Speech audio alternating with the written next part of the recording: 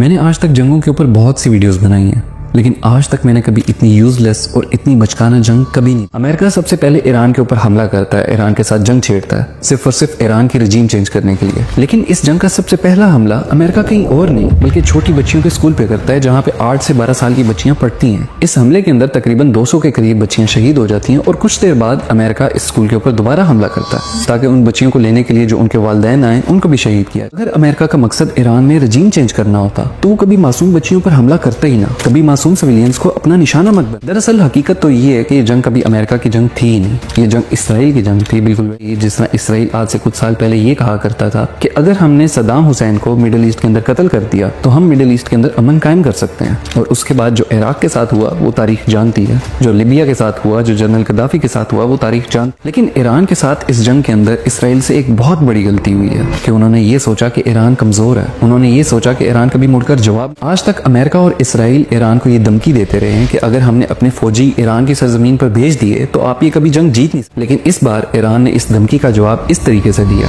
President Trump has not ruled out boots on the ground in Iran. Are you afraid of a U.S. invasion in your country? No, we are waiting for them.